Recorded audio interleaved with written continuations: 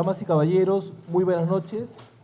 En nombre del Centro de Estudios y Justicia y Derechos Humanos, le damos la bienvenida a nuestra conferencia Martes Jurídico, el programa académico aprobado por la Dirección General del Centro de Estudios, en el sentido que vamos a abordar el tema de el Código de Responsabilidad Penal de Adolescentes, Retos y Desafíos. Nos acompaña en la mesa de honor la doctora Ana María Martínez Ver, en representación del señor doctor Luis Fernando Bellas Sáenz, director del Centro de Estudios en Justicia y Derechos Humanos. También tenemos como invitados de honor al señor doctor Baker Chamorro López, expositor invitado. También contamos con la presencia de la señora doctora Sandy Martínez Jara, expositora invitada. Y finalmente, también contamos con la presencia de la señora doctora Claudia Fiorella Félix Pacheco, expositora invitada. Acto seguido, invitamos a la señora doctora Ana María Martínez Ver para que, en nombre del Centro de Estudios de Justicia y Derechos Humanos, inaugure nuestro magno evento, a quien recibimos con un fuerte aplauso.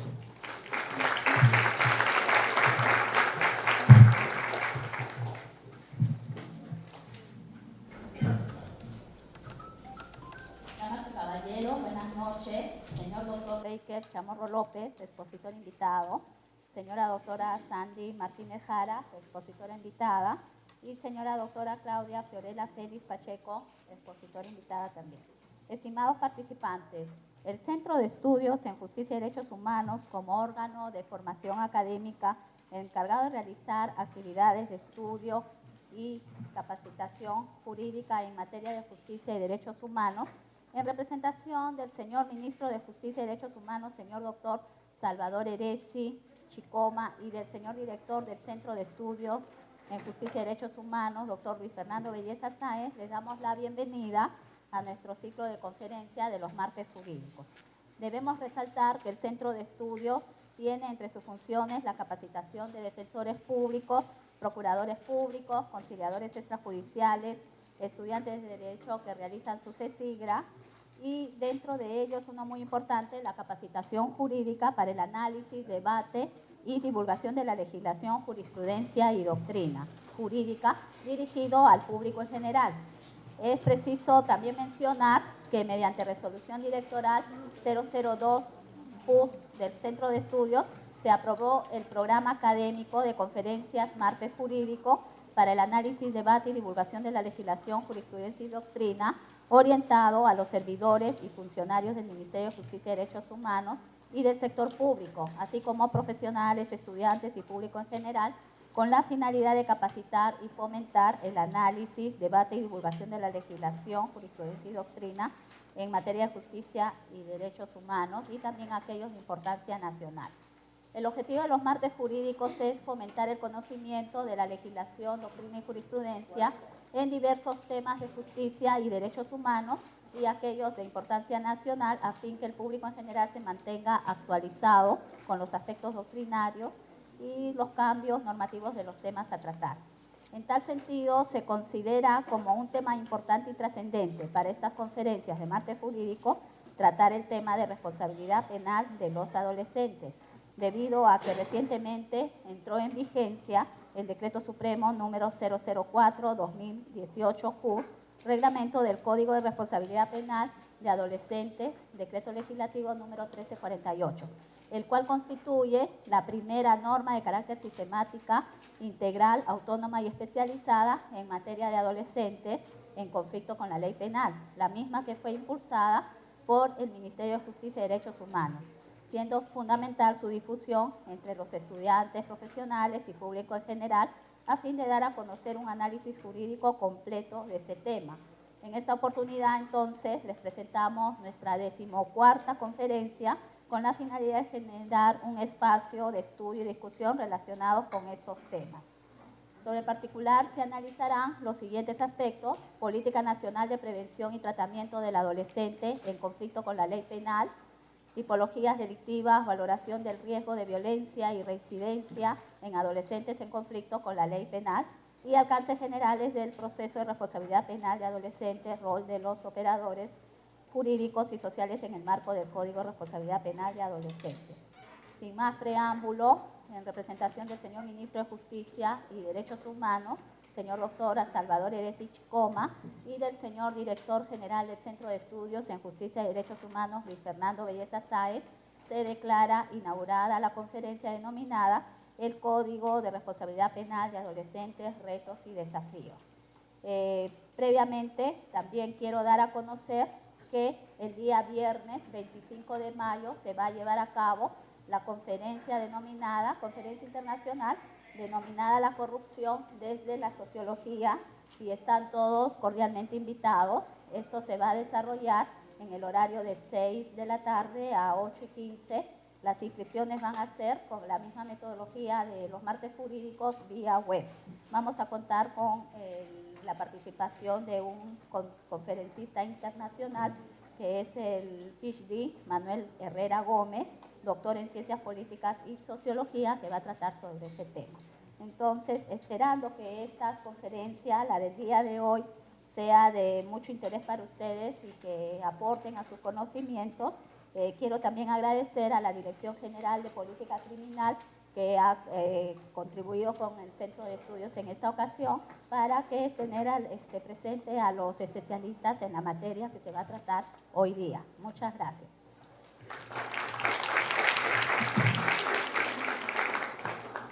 Agradeciendo a la doctora Ana María Martínez Ver, procedemos a presentar a nuestro expositor invitado. El día de hoy tenemos el honor de presentar al señor doctor Baker Chamorro López. El doctor es director de Política Criminológica de la Dirección General de Asuntos Criminológicos de la Dirección General de Política Criminal del Ministerio de Justicia y Derechos Humanos. También su carrera profesional es importante por cuanto ha desarrollado la política criminal en materia de adolescentes. Pero también tenemos un elemento importante que ha participado y desarrollado el Plan Nacional de Interoperabilidad en materia penal, lo que le hace un especialista que nos va a congregar en este momento tan importante para desarrollar el tema vinculado con aspectos de la política nacional de prevención y tratamiento del adolescente en conflicto con la ley penal. Aquí recibimos con un fuerte aplauso.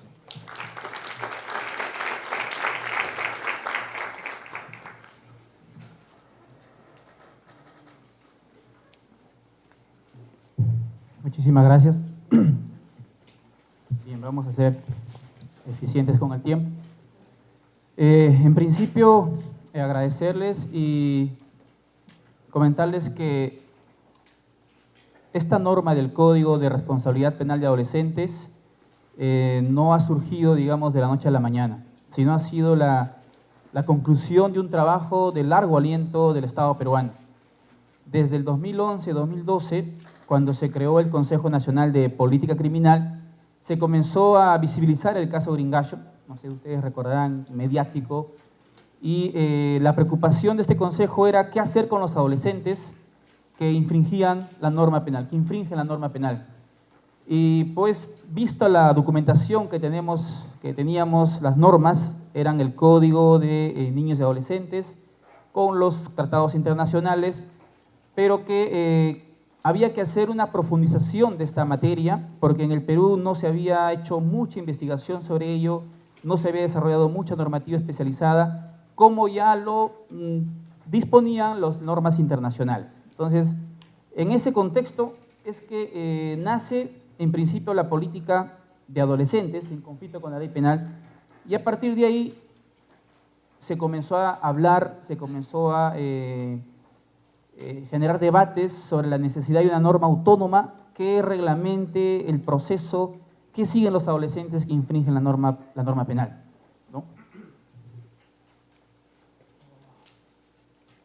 Bien, gracias. Entonces, el contexto en el año 2013 era verificar algunas variables significativas para desarrollar una política de adolescentes. Se hablaba mucho de la seguridad ciudadana, ustedes pueden ver en las cajas de azul. Hay un enfoque que predomina en nuestro medio, que es el enfoque de seguridad ciudadana.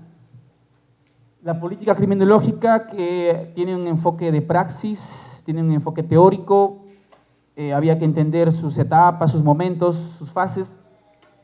Analizamos que hay formas de criminalidad, la leve, la mediana, la compleja, la de crimen organizado, es decir, no todas las expresiones de crimen son lo mismo.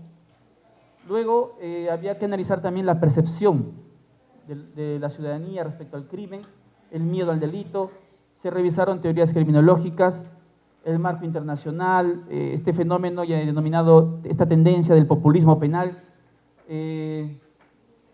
Además, se hicieron análisis documental de otras experiencias en el mundo y luego, revisado todo ello, concluíamos, la siguiente por favor, concluíamos que lo que se hacía falta en el Perú era desarrollar unas políticas especializadas y diferenciadas para abordar la problemática de los adolescentes en conflicto con la ley penal. Es decir, marcábamos una distancia del fenómeno delictivo de adultos respecto al de adolescentes. Había que marcar una distinguida demarcación de que los adultos que infringen la ley penal tienen otro tratamiento, hay sistemas penitenciarios, hay código penal, otro sistema de justicia penal, etc. Y los adolescentes requerían una justicia especializada, un tratamiento diferenciado, acorde con su edad, acorde con su desarrollo, su madurez, el cambio neurológico que sufren por la edad, etcétera, etcétera. Entonces, marcada la diferencia.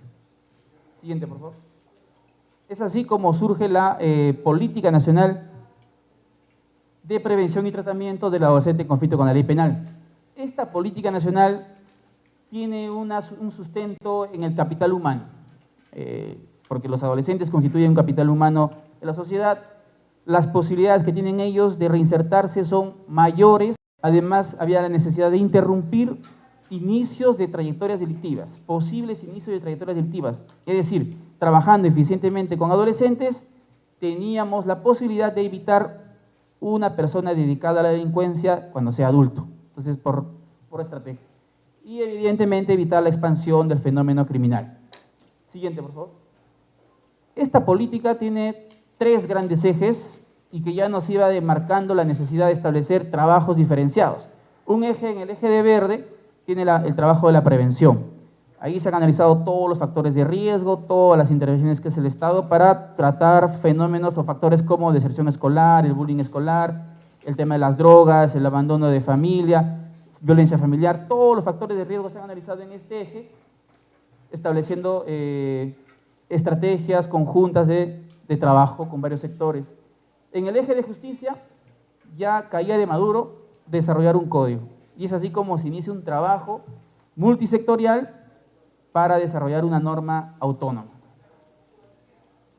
Y en el eje de la resocialización se hicieron diagnósticos, aproximaciones al sistema de centros juveniles, llamado Maranguita en el caso de Lima, para verificar que las metodologías que se brindan en estos centros juveniles no es la más adecuada. El Poder Judicial que está a cargo de los centros juveniles no era la entidad competente para atender las necesidades de los chicos recluidos en centros juveniles.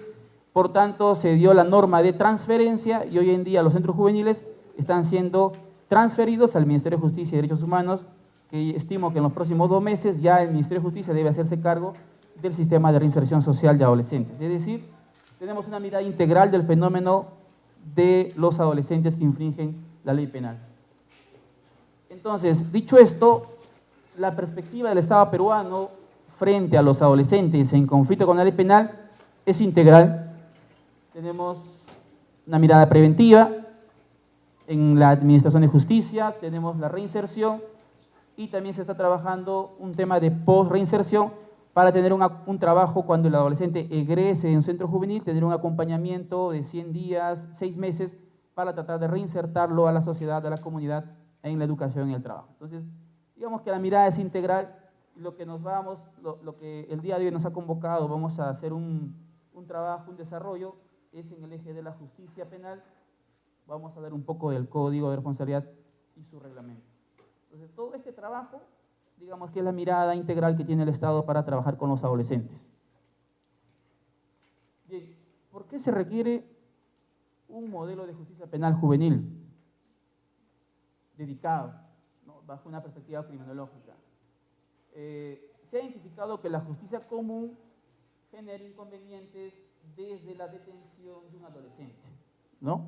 Es decir, desde que un adolescente llega a la comisaría, muchas veces es tratado inadecuadamente. Y ahí comenzamos ya a vulnerar derechos, garantías de los adolescentes, porque el estándar de ellos, por ser población vulnerable y por estar protegido por normas internacionales es mayor. La dedicación de los operadores debe ser más especializada para tratar adecuadamente.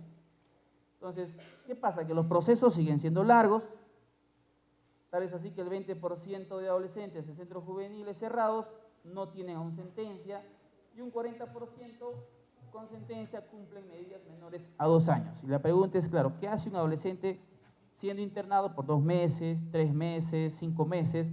Lo que estamos haciendo en verdad es generar un contagio criminógeno y el adolescente egresa peor que ingresó al centro juvenil. Entonces, es decir, este proceso actual, sin este código, lo que está sucediendo es esto. Ahora, el populismo penal,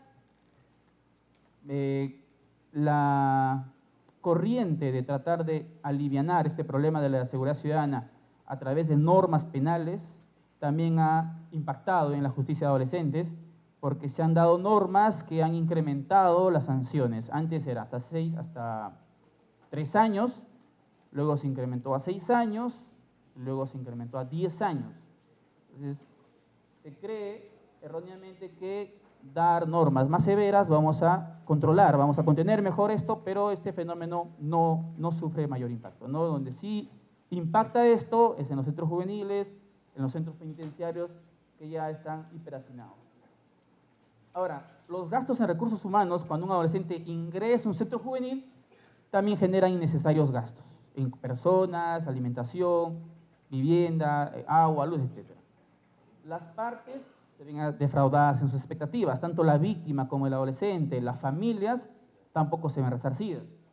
El ciudadano comienza a desconfiar, abona en la desconfianza del ciudadano, se incrementa por tanto la cifra negra, la percepción de inseguridad ciudadana se incrementa el miedo al delito y por tanto los conflictos penales sufren un incremento, lo que se genera la impunidad. Entonces, digamos, este es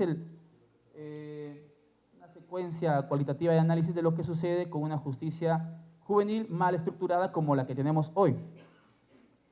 Un tratamiento inadecuado del adolescente en conflicto con la ley penal podría generar el inicio de una trayectoria delictiva. Este adolescente que es maltratado en comisaría, en la fiscalía, en juzgado, ingresa a un centro juvenil, pero no opta con un adolescente más agravado, egresa peor del que ingresó, reincide y tenemos un problema mayor. Entonces, el código en verdad es una herramienta que ha surgido de todo este análisis criminológico y en verdad es la concreción de una voluntad del Estado peruano para, vinculado con la ciencia criminológica, con los tratados internacionales, haciendo eco a todo lo que dispone el marco normativo nacional también, se ha dado este código que ha sido saludado por la academia, por la gestión pública, y creemos que va a atender las necesidades de los adolescentes que son incorporados en un proceso policial, fiscal, judicial, e ingresan a un centro juvenil, porque también el código incorpora un tratamiento, dispone normas de tratamiento adecuado para los adolescentes que ingresan a un centro juvenil. Entonces tiene esa mirada integral. Respecto al populismo penal, solo para hacer un zoom a lo que es el populismo penal, lo que genera son más complicaciones, es decir, dar más normas que incrementan penas o dar más normas que restringen beneficios penitenciarios, la consecuencia es esta. Hoy vemos que ya son como 90.000 internos y al 2035, haciendo una proyección, tendríamos ya 222.000 internos al ritmo de crecimiento que se tiene desde hace años, y el INPE hace esfuerzos por incrementar su capacidad de albergue, pero es superada por la realidad. Entonces, el hacinamiento cada vez es mayor, y por tanto se genera una problemática, una complicación mucho mayor de tener solamente normas que implementan penas o que sancionan con mayor severidad o restringen beneficios. Entonces, hasta ahí yo creo que ha sido rápido, hemos tomado 10 minutos casi. Para entrar un poco en el código, vamos a hacer referencia a lo que son los principios, que es la parte introductoria de la norma, que como abogados, muchos de ustedes, sabemos que son los pilares, lo que sustenta el modelo, aquello que orienta, aquello que define la visión del Estado para procesar y hacer cumplir medidas socioeducativas a los adolescentes. ¿No? Tenemos un principio, el principio de responsabilidad penal especial. Si los adolescentes por disposición del Código, no son responsables penalmente, pero sí tienen una responsabilidad, digamos, especial. Es decir, el Código lo que dice es de 14 a 17 años, o menores de 18, tienen una responsabilidad penal especial y por tanto ello debe ser atendida, debe ser visualizada por los operadores de justicia para, en función a su desarrollo psíquico, en función a su desarrollo emocional, a su madurez moral, en todo proceso en transición, tiene una responsabilidad penal especial. No lo exime, sí, pero exige que haya un reconocimiento de ello conectado con su desarrollo. El interés superior del adolescente, digamos que es este principio que tiene que ser reinterpretado.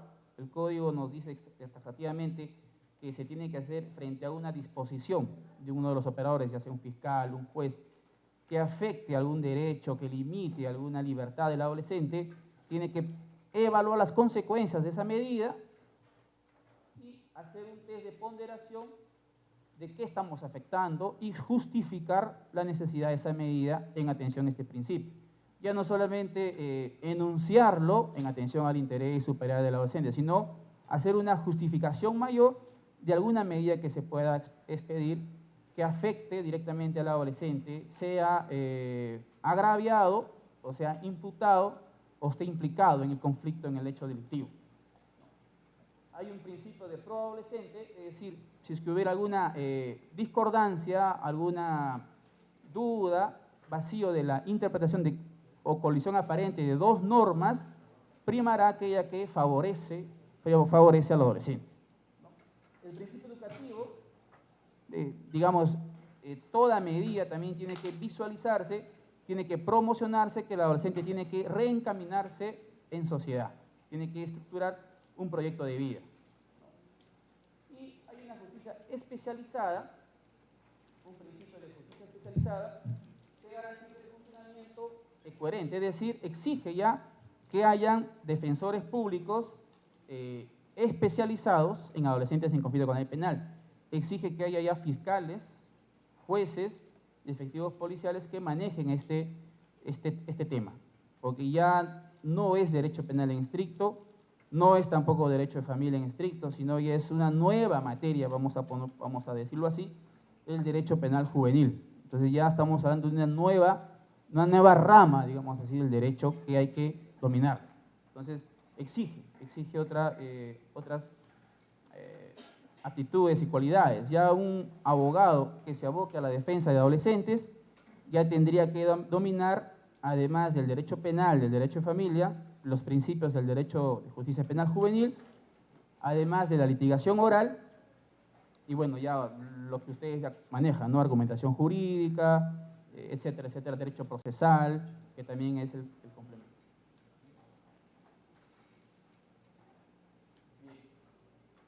Los principios, digamos, que han sido contextualizados del derecho penal son el de desjudicialización o mínima intervención. Es decir, lo que nos dice el principio es que tenemos que no someter a un adolescente a todo un proceso. Si podemos culminar este proceso con una salida alternativa, con un mecanismo reparador previo, anticipado, lo que es la remisión fiscal a nivel fiscal, etcétera, se promueve aquello, ya no llevar al adolescente que sea, digamos, intervenido o que sea judicializado hasta el final. La proporcionalidad o la decisión en armonía con es decir, las necesidades criminológicas del adolescente, debe haber una dosificación de las medidas, una proporcionalidad y racionalidad de lo que emane el juez, emane los operadores, en atención a sus necesidades, a las necesidades del adolescente. Es decir, hay que hacer un análisis ya mayor de los factores de riesgo que lo llevaron al adolescente a estar ahí frente al juez, frente al fiscal, hacer un análisis de los factores de protección que tiene en casa, en una familia, y para eso ya se vale de un equipo multidisciplinario que también el Código dispone que esté al alcance, que contribuya con la decisión fiscal, que colabore con el juez para dar medidas más adecuadas, siempre cautelando el interés del adolescente, ¿no? Lo interesante del Código es que introduce esto de los equipos multidisciplinarios, de los equipos interdisciplinarios, de un psicólogo, de un trabajador social, de un educador, que van a elaborar informes previos desde la detención del adolescente para que se tomen las medidas adecuadas. Ya no solamente como abogados ver el bien jurídico lesionado y tomar una decisión, sino también que el juez debe estar informado por informes interdisciplinarios evacuados por estos especialistas para que acompañen a su decisión, tomen una mejor decisión atendiendo sus necesidades criminógenas y particulares de cada adolescente. Evidentemente la presunción de inocencia, que ya no quiero ahondar, que es un estándar del derecho penal, debido proceso, el principio acusatorio, la confidencialidad, es decir, todos esos principios que ya incluso han sido extrapolados del Código Procesal Penal de Adultos, también al Código de Adolescentes, ¿no? Otros principios constitucionales también, como evidentemente la analogía, la provisión de la analogía, el no bis in idem, y otros principios que nos impone la Constitución y otras normas. Los enfoques son de género, enfoque de derechos, interculturalidad y discapacidad. Y hay un enfoque restaurativo, que digamos es el menos difundido, que el Código también lo restablece como un enfoque transversal a toda la propuesta. En verdad, ¿qué es el enfoque restaurativo? Lo que hace este enfoque es recoger, a ver, le voy a contar un caso concreto, o cómo operaría este enfoque. Lo que hemos visto acá en el Agustino, que lo ha traído Tierra de Hombres, y el Ministerio Público también lo ha recogido con su programa Justicia Juvenil Restaurativa. Si el adolescente comete una infracción, es detenido, llega a la comisaría y es atendido por un equipo multidisciplinario, se le hace un informe, el fiscal tiene ya una información más real de qué medida va a adoptar. Si la infracción es menor, es un hurto simple, puede optar por una remisión fiscal, lo que lo hace ingresar a un programa individual del adolescente que es acompañado en la familia, en la escuela, para que cumpla su programa individual y pueda salir adelante. Es decir, lo que hace el enfoque es recomponer, digamos, el daño que ocasionó la infracción, asume el adolescente su responsabilidad frente a la sociedad y repara también a su víctima. Es decir, es un enfoque recompositivo, moderno, integrador de la justicia, y tiene una perspectiva de avanzada porque tiene los mismos principios que fomenta el gobierno electrónico, el gobierno abierto y el gobierno digital, porque en verdad lo que hace es participar a la comunidad, participar a la víctima, participar a las partes para hallar una solución adecuada. Y el adolescente siempre reconoce su hecho, es decir, muchos creen que este enfoque es mano blanda para el adolescente, pero en verdad lo que es que el adolescente tiene que asumir su responsabilidad, repara, y la ventana legal para esto es la remisión fiscal. Entonces el Código también contempla la remisión fiscal para que el fiscal opte por ella. Básicamente, bien, yo creo que con esto he querido cerrar para no extenderme más. Si hubiera alguna consulta, ha sido una mirada muy rápida, pero lo que sí quisiera que quede es que este código no ha sido dado, digamos, en un escritorio, sino ha sido la conclusión de un trabajo articulado conjunto con todos los operadores. Se ha trabajado por varios meses, por años, para llegar a esta norma, y su reglamento también ha seguido un proceso similar, y yo creo que lo que nos da la norma es que siempre es perfectible, siempre puede sufrir enmiendas, modificaciones. Yo creo que lo que nos dicta ahora el código es implementarlo progresivamente, es decir, no vamos a implementarlo todo a nivel nacional, sino seguir una ruta como la que siguió el Código de Adultos, ir de distrito judicial en distrito judicial, creando condiciones favorables, generando presupuestación, porque este código implica nuevos fiscales, nuevos jueces, nuevos defensores públicos, nueva plataforma, nuevos recursos para poder implementarlo. No es con lo que tenemos va a poder caminar, sino hay que generar toda una metodología ante el MEF para generarle su presupuestación por resultados, ¿no? Muchísimas gracias.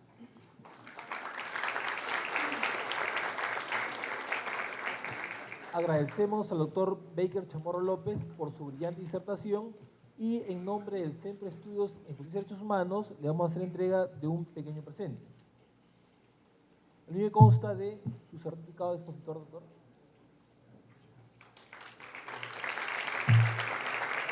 Y además, unos pequeños... Hola, hola.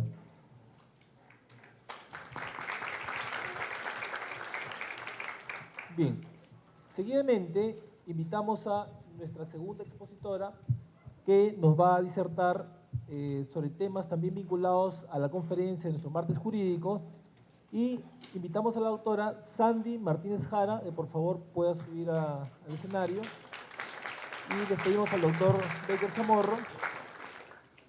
Adelante, doctora.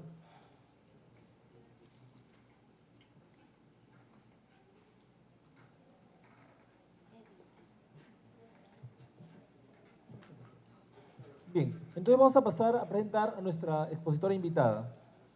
En esta oportunidad tenemos a la doctora Sandy Martínez Jara, es socióloga del Observatorio Nacional de Política Criminal de la Dirección General de Política Criminal del Ministerio de Justicia y Derechos Humanos, y nos va a disertar la conferencia denominada Tipologías delictivas, valoración del riesgo de violencia y reincidencia en adolescentes en conflicto con la ley penal, a quien recibimos con un fuerte aplauso.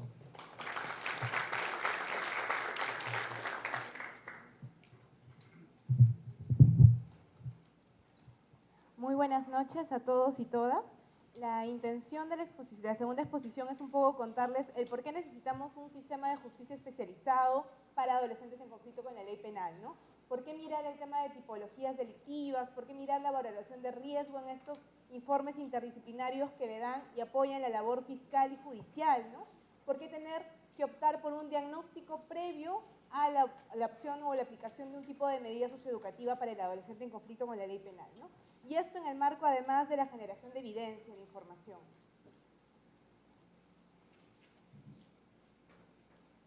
Bueno, Baker ya les ha contado que el sistema de justicia juvenil, en este caso el Código de Responsabilidad Penal del Adolescente, se enmarca en una política nacional que es el Plan Nacional de Prevención y Tratamiento del Adolescente en Conflicto con la Ley Penal, que es una de las políticas públicas basadas en evidencia, ¿no? Que hace un análisis exhaustivo en 3 ejes, ¿no? El de prevención, administración de justicia y reinserción, ¿no? Y que tiene como objetivo generar la reducción del fenómeno de la participación de los adolescentes en hechos delictivos. Y en ese sentido, entender a qué estamos hablando por infracciones, qué estamos entendiendo por el involucramiento de los adolescentes en hechos delictivos, el tema de una conducta antisocial, la desadaptación social, por ejemplo, ¿no? Y tiene que ver con la transgresión de las reglas, de las conductas que nos plantea la cultura y el entorno en general, ¿no? Y que están tipificadas dentro de la normativa, además, ¿no? Esto es un resultado de un proceso complejo a nivel social, ¿no? Es un proceso, además, que se inicia y que va generando, además, y va generándose a nivel progresivo, ¿no? No es un tipo de conducta que se genera de la noche a la mañana. Es un tipo de conducta que, además, empieza a tergiversarse, empieza a tener un tipo de comportamiento más permanente, ¿no? Y la literatura habla mucho sobre eso. Es un tipo de comportamiento además complejo y dinámico, ¿no? Que se puede transformar, que puede empezar en un inicio de baja gravedad hasta convertirse en un tipo de comportamiento más complejo, ¿no? Y que además muchas veces la literatura señala que está además orientado por las pocas posibilidades, los contextos, las dificultades y la influencia de factores de riesgo. Y en ese sentido, ¿qué entendemos por un factor de riesgo? Tiene que ver con las circunstancias, las características personales, individuales y sociales que las personas, los individuos, nosotros tenemos posibilidades de generarse en nuestros contextos, ¿no? Hay 2 tipos de factores de riesgo estáticos y dinámicos. Los estáticos tienen que ver con nuestra historia personal, ¿no? Estos tienen que ver además con la edad, el sexo, la historia delictiva, la delincuencia en la familia, por ejemplo, las prácticas educativas en la familia, la estructura, el funcionamiento intelectual, además. Y un segundo que tiene que ver con factores de riesgo dinámicos, ¿no? Factores de riesgo dinámicos, además, que pueden transformarse, sobre los cuales las intervenciones sociales, las medidas socioeducativas, podemos intervenir. Y estos tienen que ver con el diagnóstico de la personalidad antisocial, las amistades de delincuentes, las actitudes antisociales, el conflicto interpersonal de un adolescente, el malestar que siente consigo mismo y con su familia y con las condiciones de vida que tiene, y el abuso de sustancias tóxicas, por ejemplo, ¿no? En el marco de la generación de la evidencia, el CONAPOC, a través del INEI y de la Gerencia de Centros Juveniles, generaron el Censo Nacional en Centros Juveniles. información que nos permitía además actualizar las condiciones y las circunstancias en las cuales estaban los adolescentes en etapa de internamiento.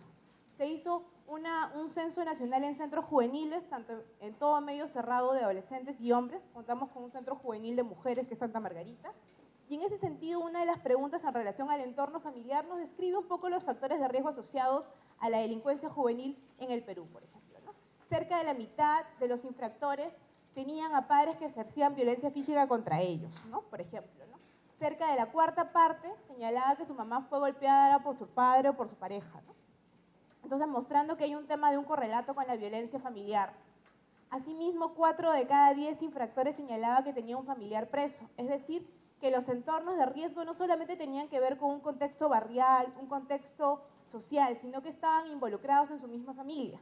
Es distinto, y la literatura nos señala que cuando un adolescente, por ejemplo, tiene una familia vinculada a delitos, esta hace que puedan normalizar los hechos además y las conductas antisociales. Entonces es distinto cuando hay una presencia tan fuerte, ¿no? Muchos de estos adolescentes señalaban que eran sus tíos, sus primos, sus padres, ¿no? Es decir, que el contexto de riesgo era un contexto de riesgo inmediato. No era una familia distante, sino más bien era parte del núcleo familiar, ¿no?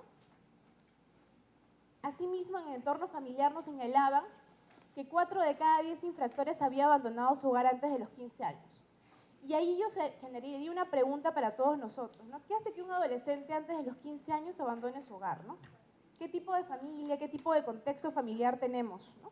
¿Cuántos de los adolescentes con los que nosotros convivimos abandonaría su familia antes de los 15 años? Creo que muy pocos, ¿no? ¿Y dónde estaría además nuestro rol de supervisión y de acompañamiento? Y en ese sentido, muchos de ellos señalaban que las condiciones familiares, los problemas de violencia que tenían en sus hogares hacían que ellos salieran de estos lugares, ¿no? Entonces podríamos hablar hasta de resiliencia en algunos casos, ¿no? ¿Qué hacemos que cuando un adolescente abandona su hogar y tiene un contexto de barrio de riesgo, ¿no? Hace más complejo el panorama todavía, ¿no? Y en el caso de las mujeres, 1 de cada 2 abandonaba su hogar antes de los 15 años. Entonces, en el caso de las adolescentes mujeres todavía resulta más problemático aún. En el tema del entorno social, ¿qué tipo de entorno social tienen los adolescentes infractores en internamiento, por ejemplo, como Centro Juvenil de Maranga, ¿no? Señalaban que más de la mitad de los infractores tenían, por ejemplo, pertenecían a barrios en donde existían pandillas o bandas delictivas, ¿no? Es decir, que la convivencia social estaba asociada a un entorno de riesgo en donde habían hechos delictivos, ¿no? Asimismo, señalaban la cuarta parte de infractores que entre sus vecinos sí existían peleas, riñas, ¿no? Y que era esto muy frecuente para ellos, ¿no? Entonces, el riesgo social que tienen en la familia, en los barrios, sí, termina también adaptando un poco el comportamiento de estos adolescentes. ¿Qué nos decían los adolescentes en relación a su infracción y las posibilidades de un egreso? Por ejemplo, la gran parte de ellos, la gran mayoría, un 40.4%, señalaba que necesitaría encontrar un empleo, es decir, una oferta de una oportunidad laboral para poder dejar de delinquir, ¿no? Entonces señalamos nuevamente la necesidad de un tipo de factor de protección que permita que estos adolescentes rompan con una trayectoria delictiva. Un 25% nos señalaba la necesidad de cambiar de lugar de residencia. Es decir, ellos reconocían que si volvían a este entorno de riesgo social, podía ser que nuevamente fueran influenciados por el delito, ¿no? Y frente a este segundo factor, lamentablemente como Estado todavía tenemos un gran desafío, ¿no? Se ha trabajado mucho, se ha planteado desde el Código de Responsabilidad la posibilidad de un residentado, ¿no? Que permita que los adolescentes tengan un acompañamiento una vez que egresan, ¿no? Pero todavía esto involucra un gran incentivo y una gran inversión de parte del Estado, ¿no? Y un 20% señalaba la necesidad de una beca de estudios, ¿no? Es decir, una oferta educativa que los ayudara a alejarse de este tipo de entornos, ¿no? Es decir, los adolescentes sí consideran y sí tienen que ver con un desequilibrio entre oportunidades, condiciones desfavorables y circunstancias personales. Porque si bien los factores de riesgo influencian el comportamiento delictivo de los adolescentes, ningún factor es determinante. Es decir, ningún factor por sí solo va a ser que determines un hecho delictivo. Es decir, que si yo tengo violencia familiar me voy a convertir en un delincuente. No, no es así. Pero los factores de riesgo aunados, conjuntos, integrados, ¿no? Interseccionados entre ellos pueden generar una influencia mayor, ¿no? Y pueden ser gravemente afectados en el desarrollo de un adolescente. Lo que nos plantean las políticas públicas basadas en evidencia es considerar estos factores de riesgo, es considerar esta información para la determinación de un tipo de medida. Es decir, que la duración e intensidad de las intervenciones eficaces deben planificarse en base al nivel de riesgo de un adolescente, previamente evaluado. Es decir, que esta evaluación tiene que considerar los factores de riesgo y los factores de protección que cada adolescente y cada persona tiene. Es decir, un adolescente puede tener un consumo problemático de drogas, puede tener la presencia de violencia familiar, puede venir de, por ejemplo, un barrio donde hay alta incidencia delictiva, pero también tiene factores de protección, por ejemplo, una gran capacidad de resiliencia, una capacidad de liderazgo, un desarrollo cognitivo distinto. Es decir, tiene factores de protección sobre los cuales podemos trabajar otro tipo de medidas que no sean el internamiento, ¿no? Y que podrían potenciar que este adolescente se desarrolle de manera correcta. Pero eso tiene que ser previamente evaluado para poder tener una revisión clara de este tipo de condiciones, ¿no? Y esto es un poco lo que plantea el Código de Responsabilidad, que Claudia lo va a contar con mayor detalle, ¿no? Plantea tiempos de duración, consideración de la edad, de los factores de riesgo, un informe interdisciplinario previo del cual nos ha hablado Baker, y la consideración de acuerdo a ese tipo de consideraciones, el tipo de medida. Pero además, sumado a esto, el tipo de infracción. ¿Por qué el tipo de infracción? Porque una infracción de menor gravedad podría ser trabajado, por ejemplo, en un medio abierto, ¿no? Algo que también hemos generado desde el CONAPOC y desde la Dirección General de Asuntos Criminológicos es la necesidad de poder empezar a analizar esta información desde un aspecto también cualitativo, es decir, evidencia empírica de los adolescentes, ¿no? Un libro que hemos publicado el año pasado sobre justicia juvenil diferenciada planteaba una serie de recomendaciones. Por ejemplo, el fortalecimiento de intervenciones en prevención de la violencia, un tratamiento de los adolescentes en conflicto con la ley penal que considere estas diferencias, ¿no? Una promoción de comunidades saludables, de recuperación del espacio público, el tratamiento diferenciado según tipos de delito, que además es distinto un delito patrimonial de un delito, por ejemplo, de agresión sexual, la inclusión de un enfoque generacional y un principio de no discriminación, el monitoreo de garantías para un debido proceso, que era algo importante en el antiguo Código de Niños y Adolescentes, la privación de la libertad o internamiento como medida de último recurso, ¿no? Y la coherencia entre las sanciones y los medios disponibles, ¿no? Podemos tener un código de responsabilidad que nos plantea diversos desafíos, pero si no tenemos las condiciones necesarias para poder desarrollar esas intervenciones, es decir, personal especializado, condiciones a nivel de infraestructura, condiciones técnicas que les permitan a los equipos técnicos interdisciplinarios desarrollar su labor, esto no va a funcionar, y eso tiene que ver con una inversión económica, pero también con intervenciones de otros sectores que permitan fortalecer lo que se viene generando, ¿no? Y promover un sistema de justicia juvenil basado en evidencia. Hay mucha literatura trabajada en esos temas y hay mucho trabajo que nos demuestra que la necesidad de utilizar el internamiento como medida de último recurso es importante, ¿no? Para no generar espacios de socialización delictiva, socialización criminógena. Esto que se dice mucho en las calles, ¿no? No generar escuelas del delito. No podemos juntar a un adolescente que, por ejemplo, está por un robo, por un hurto, con un adolescente que está por homicidio, ¿no? Porque obviamente la asociación delictiva, criminógena, va a hacer que el adolescente con un delito de mayor gravedad le enseñe al otro adolescente que tiene uno de menor gravedad.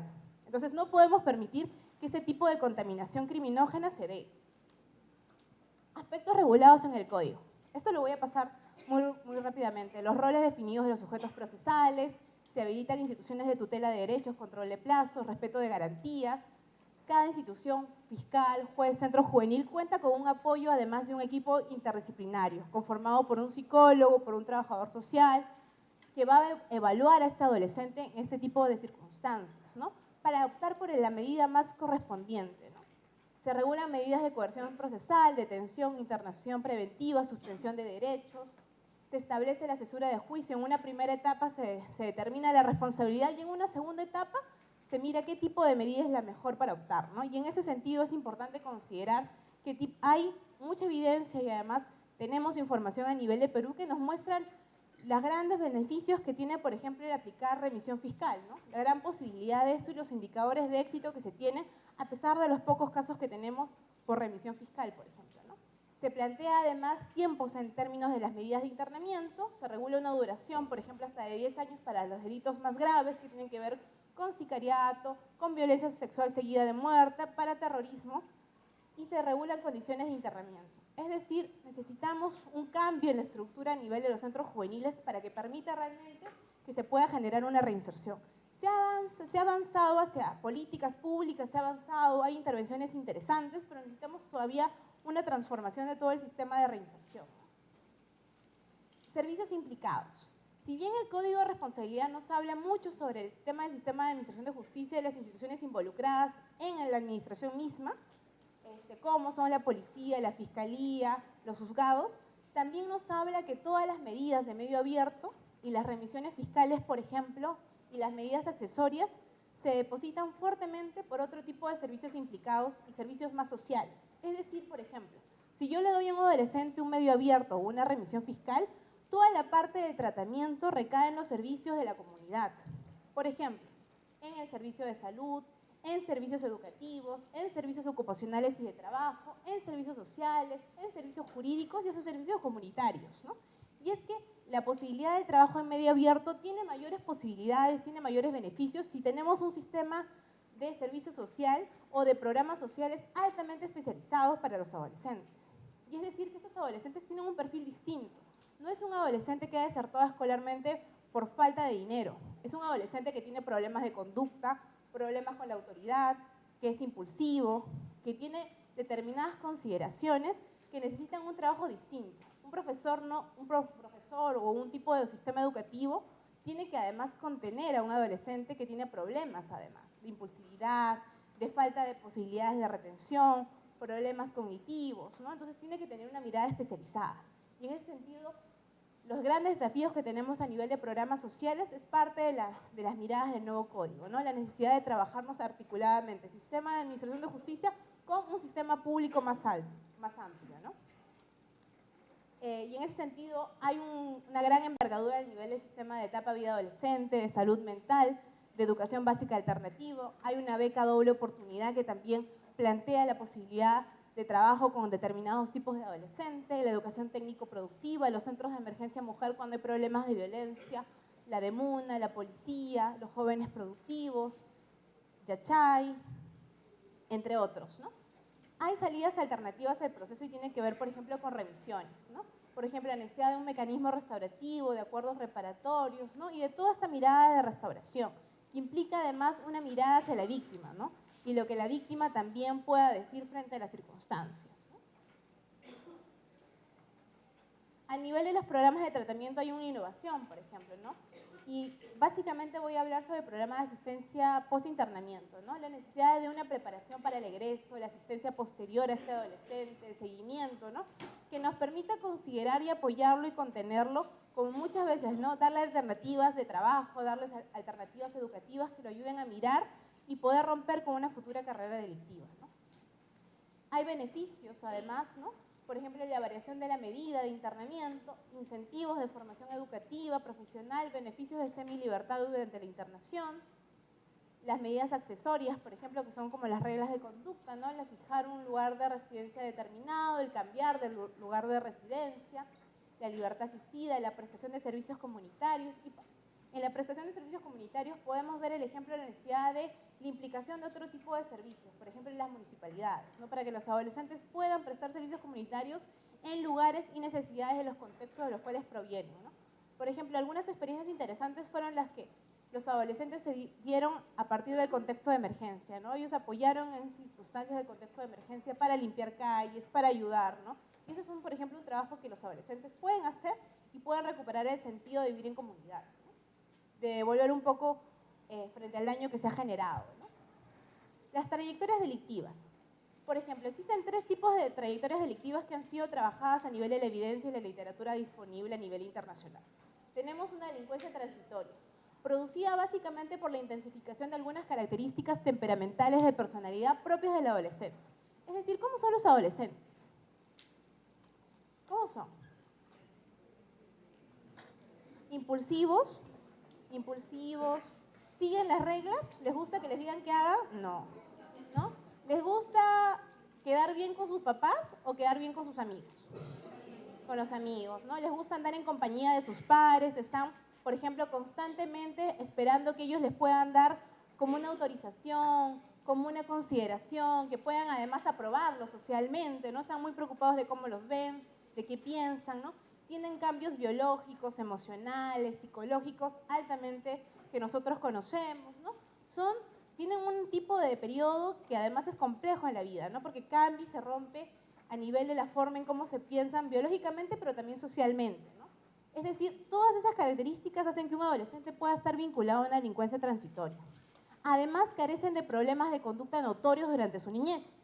La conducta antisocial remite de manera espontánea con intervenciones de baja intensidad, ¿no? Por ejemplo, en este tipo de delincuencia, que es la delincuencia transitoria, por ejemplo, puede aparecer un adolescente que ha robado, ha hurtado por conseguir la zapatilla de marca, por juntarse con pares delictivos, con amigos que están en problemas de conductas antisociales, por querer llamar la atención de sus padres, ¿no? Y el gran grueso de adolescentes en comportamientos delictivos están en este tipo de delincuencia transitoria, ¿no? Que tienen que ver un poco con el contexto social, pero también con el contexto personal propio del adolescente, ¿no?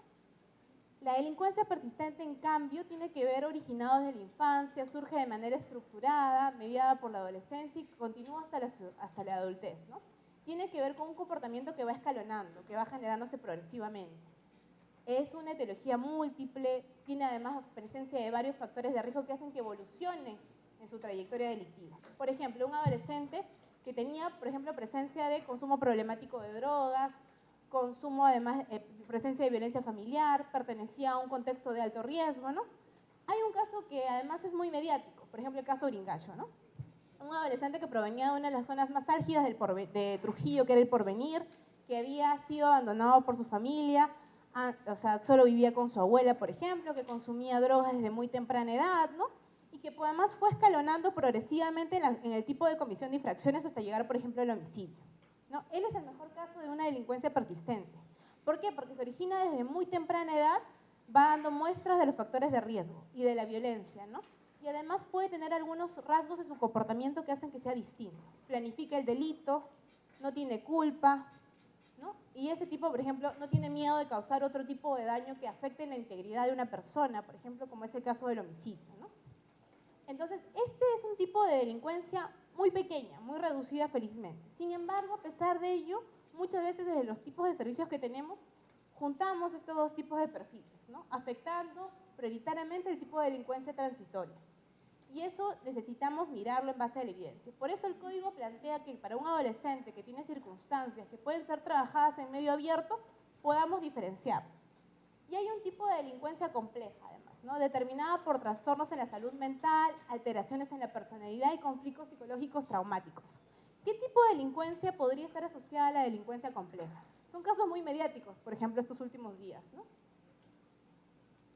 ¿Qué tipo de delincuencia no sigue el patrón similar, ¿no? No es robo, como es el primer caso, no es homicidio, como el tipo de delincuencia persistente quizás. ¿Qué tipo de casos? El tema de violencia sexual. Un adolescente que viola a un niño de 6 años tiene un tipo de delincuencia compleja. No tiene problemas de autoridad, de impulsividad, no tiene factores de riesgo como consumo problemático de drogas. Tiene un problema en su sexualidad, ¿no? Y ese tipo de afectación es distinto. Y es un tipo de delincuencia que tenemos que mirar a nivel de la salud mental del adolescente. Muchas veces en los centros juveniles, el adolescente mejor portado de todo el centro juvenil es el adolescente por agresión sexual. Es el que más rápido progresa en términos del tratamiento. ¿Por qué? Porque no tiene problemas en la escuela, no tiene muchas veces problemas de consumo de drogas, no tiene problemas de la autoridad, no desafía a su educador, no desafía al director, no se pelea con sus compañeros. Su problema tiene que ver con el trastorno de su objeto de deseo. Su objeto de deseo no es el correcto, se genera con violencia, ¿no? Entonces tiene otro tipo de características que todavía no hemos estudiado a nivel de consideraciones mucho más particulares. Y este tipo de delito, además, es el segundo delito más grave dentro de internamiento, ¿no?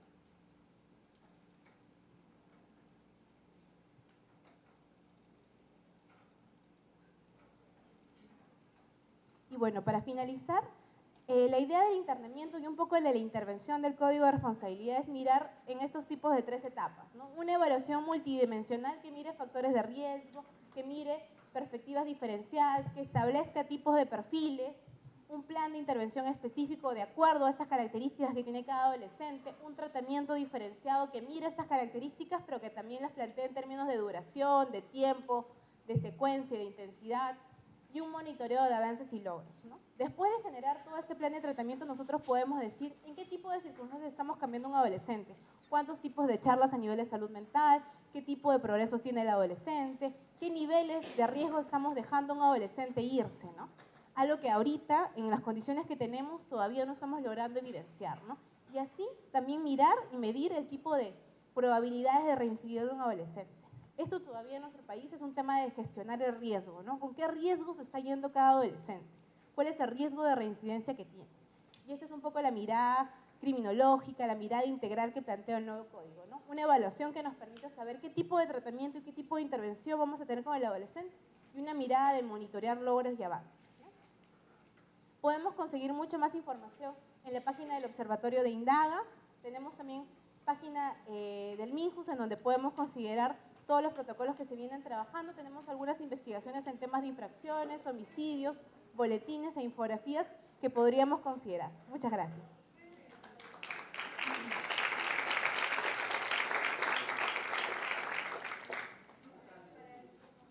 Seguimos con nuestra conferencia, el Código de Responsabilidad Penal de Adolescentes, Retos y Desafíos, y en esta oportunidad invitamos a que pueda disertar su ponencia la doctora Claudia Fiorella Félix Pacheco, a quien recibimos con un fuerte aplauso, por favor.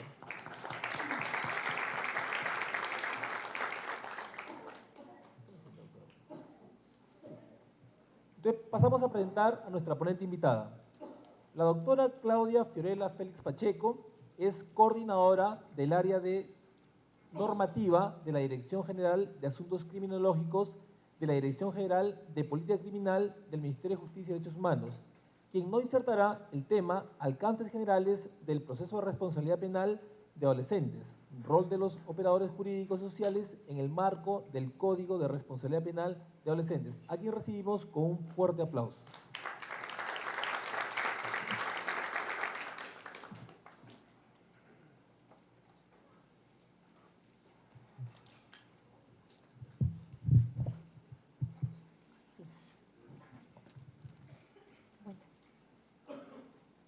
Bueno, ante todo, muy buenas tardes, noches ya.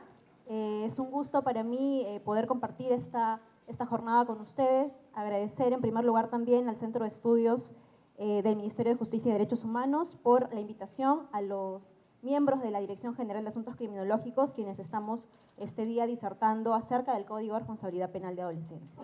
En lo que a mí respecta, vamos a abordar el Código de Responsabilidad Penal de Adolescentes en algunos alcances generales y en cuanto a los roles de los operadores jurídicos y sociales. Siguiente, por favor. Siguiente, por favor. Ah, yo puedo hacerlo. Okay. Vamos a ver. Al revés. Gracias. Bien, vamos a empezar planteando una definición de lo que es el Código de Responsabilidad Penal de Adolescentes. En primer lugar, hablar del código, como ya han hecho mención las ponencias que me han precedido, es hablar de una norma integral, sistemática, autónoma y especializada en materia de adolescentes en conflicto con la ley penal en nuestro país. Decimos que es la primera norma en nuestro país con este carácter que aborda el tema, la temática del adolescente en conflicto con la ley penal. Anterior a esta norma, al decreto legislativo 1348, teníamos nosotros regulado en el Código de Niños y Adolescentes, en el libro cuarto, en uno de sus capítulos, en cerca de aproximadamente 32 artículos, todo este componente del proceso y de algunas consideraciones a tener en cuenta frente a conductas infractoras de adolescentes. Esta norma, sin embargo, se encontraba, bueno, como muchos de ustedes deben saber, el Código de Niños y Adolescentes regula además temas que tienen que ver con otros aspectos en materia de niñez, en materia de infancia. ¿Sí? Sin embargo, pues esta norma, al tener todos estos aspectos involucrados en un solo cuerpo normativo, no dotaba de la relevancia o de la trascendencia que amerita el tema del adolescente en conflicto con la ley penal. Con este código tenemos en un solo cuerpo normativo tres grandes componentes. Tenemos un componente sustantivo, tenemos un componente procesal, tenemos un componente de ejecución. También tenemos, evidentemente, un título preliminar que es transversal a toda la norma, porque reconoce muchos de los principios que la primera ponencia, Baker, ya nos mencionó. Entre ellos, el principio del interés superior del adolescente, el principio de justicia especializada, el principio del interés superior del adolescente, el principio de desjudicialización, entre otros que ya se mencionó. Yo no voy a ahondar más en ello, pero sí es preciso tener en cuenta que estos son los tres componentes del Código de Responsabilidad Penal. En la parte sustantiva tenemos reconocidas las medidas socioeducativas que se pueden aplicar u otorgar al adolescente una vez que se ha determinado su responsabilidad en el marco de un proceso. Estas medidas socioeducativas se clasifican en dos básicamente, pero tenemos tres clases, y esto constituye una innovación en lo que respecta a este aspecto. En cuanto a las medidas no privativas de libertad, se han reconocido las mismas que ya se venían aplicando, pero adicionalmente a ello tenemos ahora medidas socioeducativas accesorias. Estas medidas accesorias pueden otorgarse conjuntamente con una medida no privativa de libertad. ¿Cuáles son estas medidas socioeducativas no privativas de libertad? Tenemos la amonestación, la libertad asistida, la libertad restringida, la prestación de servicios en la comunidad. Cada una de estas medidas que se aplican en medio abierto, que implican que un adolescente no va a ingresar a un centro juvenil, evidentemente esto será cuando estamos frente a una infracción de menor gravedad, ¿no? Y bajo ciertos criterios que el Código ha delimitado, pueden ir acompañadas de una medida accesoria. Entre ellas, por ejemplo, un mandato al adolescente de inscribirse en un centro educativo, en un centro formativo laboral, cuando no estuviere cursando, por ejemplo, estudios de básica regular o de básica alternativa, que es lo que corresponde por la edad que él tiene. Otro mandato que puede imponerse como una medida accesoria es el de internarse en un centro desadictivo, cuando se presente un problema de consumo de drogas en el adolescente. Estas medidas accesorias están reguladas en el Código, en la parte correspondiente a las medidas socioeducativas. No podemos ampliar mucho en ello porque son muchos aspectos que hay que conversar al respecto, pero seguro en otra oportunidad podremos hacerlo. Y tenemos la medida socioeducativa privativa de libertad, que evidentemente implica la internación de un adolescente en un centro juvenil de diagnóstico y rehabilitación. El Código nos marca la pauta. Cuando la infracción esté sancionada en el Código Penal con una pena privativa de libertad superior a los 6 años. En esos casos es posible que un adolescente pueda ser internado en un centro juvenil una vez que se ha determinado en un proceso de responsabilidad, que a continuación vamos a describir un poco cómo es el flujo de este proceso, cuando a raíz de una denuncia o a raíz de una detención en flagrancia, se ha llevado a cabo un proceso y se ha determinado la responsabilidad de un adolescente, es posible otorgar cualquiera de estas medidas socioeducativas que he mencionado. Tenemos además el componente procesal. Este componente procesal, que es un poco la parte más innovadora, si se quiere, respecto del modelo anterior. Me refiero al Código de Niños y Adolescentes. Y esto un poco lo vamos a ver a continuación. La parte procesal recoge un nuevo modelo de proceso, ¿no?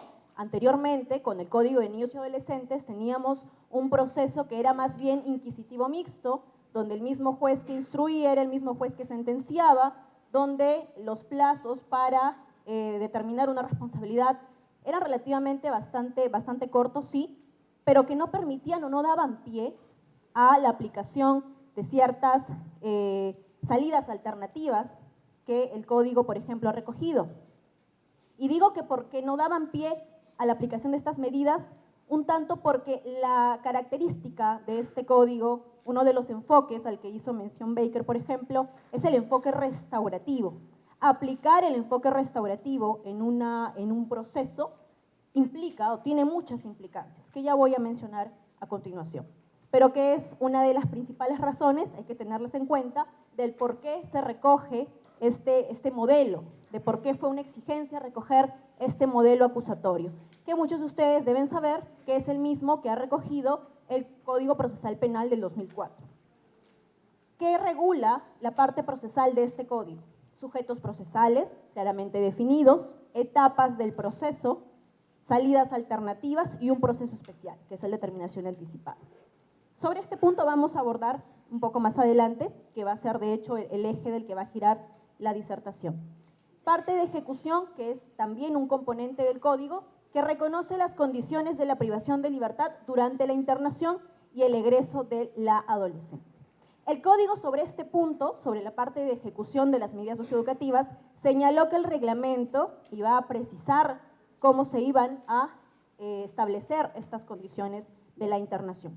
De hecho, esto lo ha desarrollado el reglamento de manera más amplia, junto con otras disposiciones más que aprovechó para aclarar tanto en el aspecto procesal como en el aspecto sustantivo. Bien, tenemos que este código, el decreto legislativo 1348, se aprobó el 7 de enero del año pasado. Sin embargo, su primera disposición complementaria final disponía la reglamentación de este código. Una vez que se publicara el reglamento, nos dijo el código, nos dijo el decreto legislativo, iban a entrar en vigencia dos componentes automáticamente a nivel nacional de este código, que son el componente sustantivo y el componente de ejecución. El componente procesal del código quedaba supeditada, la vigencia del componente procesal, la entrada en vigencia de este componente, iba a quedar supeditado a la decisión de la Comisión Multisectorial Permanente del Código de Implementación del Código de Responsabilidad Penal de Adolescentes, que es un cuerpo colegiado conformado por Ministerio de Justicia y Derechos Humanos, quien preside, Presidente del Poder Judicial, Fiscalía de la Nación y Ministerio del Interior. Estas cuatro cabezas, estas cuatro autoridades, son las que adoptarán las decisiones trascendentales en el marco de la implementación de este código. Evidentemente, la razón de por qué son ellos los que adoptarán estas decisiones más importantes en torno a la implementación salta a la vista, y es que son los representantes de los operadores del sistema de administración de justicia, jueces, fiscales, policías, defensores. Bien, esta comisión se instaló el 15 de mayo de este año, hace poco, la semana pasada, y con ello va a dar pie a una serie de actividades para implementar en su integridad el Código de Responsabilidad Penal de Adolescentes a nivel nacional. Se comenzará de pronto por un piloto de implementación en algún distrito judicial que cuente con las condiciones y características necesarias para que entre en vigencia este código a nivel nacional. Esto significa que el proceso de responsabilidad penal de adolescentes aún no se está aplicando. ¿Qué se está aplicando hoy en día a nivel nacional? Desde el 25 de marzo de este año, que se publicó el reglamento, que entró en vigencia el reglamento, porque se publicó el 24 de marzo, la parte sustantiva y la parte de ejecución.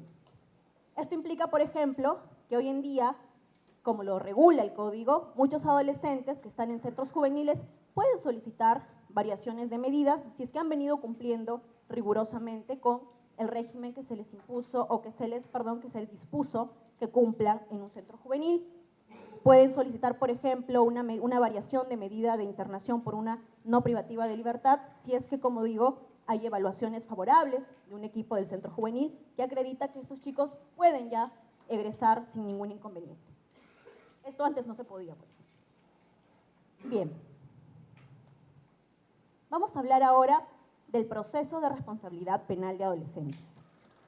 Decía hace un momento que el modelo procesal que recoge este código es efectivamente similar al Código Procesal Penal al que recoge el Código Procesal Penal del 2004 para adultos. Es un modelo acusatorio. ¿Qué caracteriza un modelo acusatorio? Que tiene roles claros distribuidos entre los operadores, que tiene etapas claras, que tiene plazos claramente definidos, que tiene garantías para los justiciables, no solo para los imputados, no solo para los agraviados, para todos los que intervienen en un proceso, entre otras cosas más.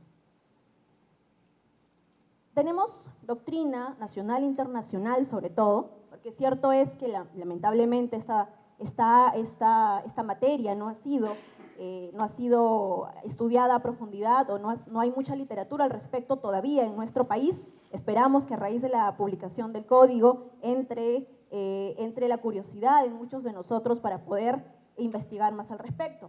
Pero tenemos doctrina internacional que nos señala que el modelo de protección integral, la doctrina de protección integral que es el modelo por excelencia que nos marca la pauta en cómo debemos regular en los países que nos acogemos a la Convención sobre los Derechos del Niño, tenemos que tener en cuenta. Nos dice, por ejemplo, la doctrina de protección integral que el sistema de investigación en un modelo jurídico garantista, como es la doctrina de protección integral, tendría que ser un sistema de investigación y juzgamiento acusatorio, no un sistema de investigación y juzgamiento inquisitorio o inquisitivo como lo tenía la doctrina de situación irregular, que se entiende es una doctrina que se superó con la doctrina de protección integral. Quienes han leído o quienes hayan tenido la oportunidad de revisar los fundamentos del Código de Niños y Adolescentes habrán notado pues que la doctrina de protección integral en teoría es la que debería haber primado en este Código de Niños y Adolescentes. Sin embargo, vemos que en la práctica no se ha venido cumpliendo con las garantías y exigencias de una doctrina de protección integral. No solo por el tema procesal, sino por otros aspectos que en la práctica hemos visto. Yo los invito a revisar la página del Observatorio de Política Criminal. Hay muchas publicaciones muy interesantes que dan cuenta de muchas falencias que ha tenido el sistema de administración de justicia en respuesta al fenómeno de los adolescentes en conflicto con la ley penal. Entonces, era necesario corregir estas deficiencias, superarlas y plantear un modelo procesal con las garantías que amerita el tema. ¿Por qué? Porque si para los adultos ya habíamos superado ampliamente la discusión de que no era conveniente seguir teniendo un modelo inquisitivo mixto, como lo tenía nuestro Código Procesal Penal del 40, en lugar de ello se fue gestando un nuevo modelo como es el acusatorio y entró en vigencia en el 2006 el Código Procesal Penal del 2004, porque entró en vigencia en el 2006, y ya está prácticamente vigente a nivel nacional, solo faltan algunos distritos judiciales en Lima. Sin embargo, para los adolescentes teníamos, hasta el año pasado, bueno, hasta hace poco en realidad, un modelo inquisitivo mixto, ¿no? Entonces, ¿por qué para los adultos sí y para los adolescentes no? Sabemos, y esto ya lo digo con conocimiento de causa por las investigaciones que se han realizado, la respuesta que el Estado da a este tipo de fenómenos, como son las infracciones a la ley penal por parte de adolescentes, tiene que ser una respuesta efectiva, oportuna y pronta, a través de diversos programas de prevención, que siempre van a ser la primera opción que debe tener el Estado, en todo caso. Porque el Código, lamentablemente, interviene cuando ya la infracción se ha cometido. Con esto no estamos previniendo, con esto estamos respondiendo, pero con garantías, como tendría que darse. En el marco de la prevención sabemos que sí tenemos que cortar carreras delictivas, evitar que lleguen a ser adultos que infrinjan la norma penal y evitar que sigamos sobrepoblando las cárceles peruanas. Hemos llegado a una cantidad de población penitenciaria que ya va a llegar a la cantidad de 100.000 personas. Entonces es abismal y es necesario adoptar medidas al respecto. Bien, este es el proceso, este es un flujo del proceso de responsabilidad penal de adolescentes. Son las 3 grandes etapas que contiene. Seguramente para ustedes ya debe ser conocida la etapa de investigación preparatoria, la etapa intermedia, la etapa de juicio oral. Estas son las 3 grandes etapas que tiene el Código. La etapa de investigación preparatoria se va a subdividir en 2 etapas o subfases. La de diligencias preliminares, que dura 30 días, de acuerdo con el Código, máximo 30 días, y la de investigación preparatoria propiamente dicha o formalizada, que según el Código dura 60 días como máximo. Se pasa luego a una etapa intermedia, que esto se da 5 días después de concluida la investigación preparatoria. Se pasa a una audiencia de control o de acusación o de sobreseimiento, y luego de ello a una etapa de juicio oral. En la etapa de juicio oral vamos a apreciar otra innovación de esta norma, que es la cesura de juicio. A través de la cesura de juicio tenemos que el juicio oral se va a dividir en 2 etapas. Una primera etapa en la cual se va a determinar la responsabilidad del adolescente en base a los medios probatorios que se hayan actuado a lo largo del juicio. Luego de ello, que haya recabado obviamente el fiscal en su investigación, la defensa también, esto se actúa en las audiencias de juicio oral y en ese momento se determina la responsabilidad del adolescente. Una responsabilidad que va a estar separada de lo que viene a continuación. Una vez que se ha determinado la responsabilidad del adolescente, se pasa a la fase de la determinación de las medidas socioeducativas. Esta fase de determinación de las medidas socioeducativas va a implicar un análisis de las condiciones sociales, psicológicas, educativas del adolescente. Hasta antes de eso no se ha debido tener en cuenta, no se ha debido, digamos, contaminar esta primera fase, que es básicamente fáctica, de determinar si es que estamos frente a un adolescente que efectivamente ha cometido una infracción, si es él el que la ha cometido y si el hecho por el cual se le está investigando es o no una infracción a la ley penal. Eso es lo primero que se discute en un juicio oral. Si se determina que el adolescente no ha cometido ese hecho, el hecho por el cual se le ha estado investigando no era una infracción a la ley penal, evidentemente se va a absolver al adolescente y acaba. Pero si sí se determina que él ha cometido la infracción por la cual se le ha venido investigando, pasamos a determinar qué medida socioeducativa le corresponde. Esta es la asesora de juicio. Y aquí intervienen, en todas estas etapas, interviene la figura estelar de los equipos técnicos interdisciplinarios. Otra innovación de este código. Y digo innovación no porque hoy en día no existan equipos técnicos interdisciplinarios, porque sí existen. El Ministerio Público cuenta con equipos técnicos, pocos, pero los tiene en su línea de acción de justicia juvenil restaurativa. Sin embargo, el código ha dotado de tal empoderamiento precisamente a los equipos técnicos que intervienen a lo largo de todo el proceso, que intervienen incluso cuando ya está un adolescente ejecutando una medida socioeducativa. Estos equipos técnicos conformados por profesionales en psicología, trabajo social, en educación, van a orientar y apoyar la labor de los jueces, de los fiscales y de la autoridad a cargo de los centros juveniles, para determinar básicamente las condiciones sociales, psicológicas, personales, educativas del adolescente. Para identificar sobre todo lo que Sandy nos comentaba, qué factores de riesgo llevaron al adolescente a cometer una infracción, qué fortalezas, qué debilidades tiene, con quién estamos tratando. Estamos frente a una persona, no estamos frente a un código. Entonces, esto es un poco lo que ha establecido el código en el marco del proceso. Entre otros aspectos que se han regulado referidos al proceso en el código, encontramos una definición clara de los roles. El fiscal es quien investiga, quien dirige la investigación, como vamos a ver en unos momentos. El juez será quien se encarga de juzgar y de controlar las garantías.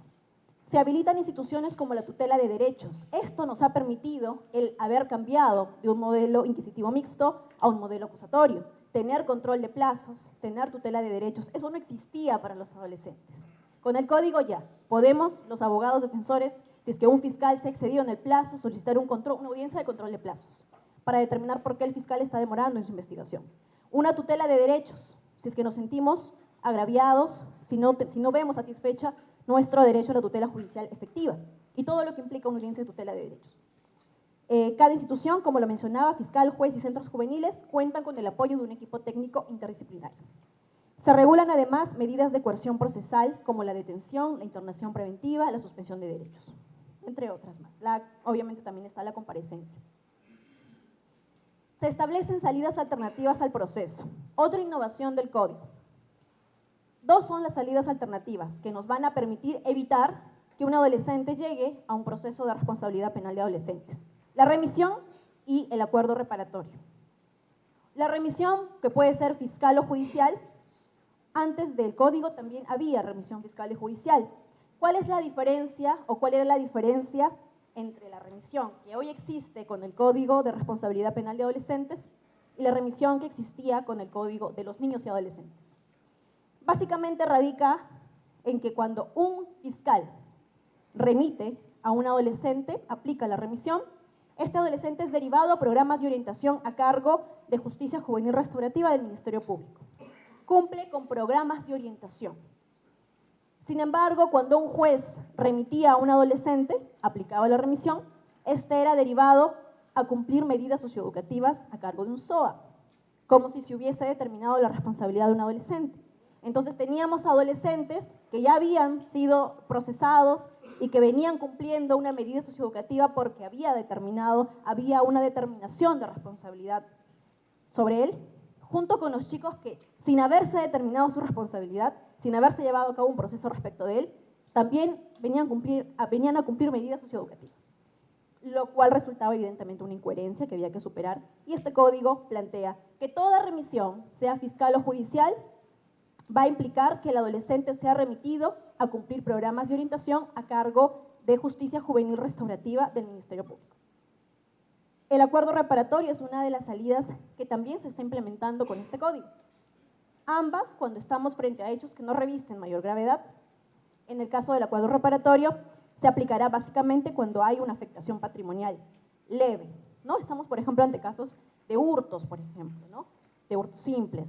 En el caso de las remisiones, ante lesiones simples, ante lesiones leves, ante situaciones que no han implicado una exposición de la integridad o de la vida de otra persona. Para la aplicación de estas dos medidas o salidas alternativas, tenemos el mecanismo restaurativo, que son estas formas heterocompositivas que nos permiten dialogar entre víctima, entre adolescente, para efectos de solucionar y reparar el daño cometido. Repararme yo como adolescente y reparar a la víctima a través del perdón. Los mecanismos restaurativos son muchas formas, tiene diversas metodologías.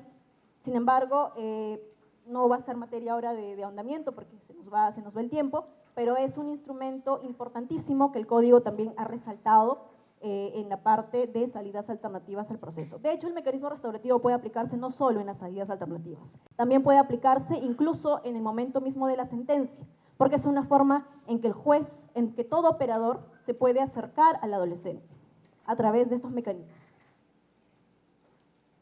Vamos a entrar ahora a la fase de investigación de este proceso. ¿Cómo se puede iniciar la investigación en un proceso de responsabilidad penal de adolescentes?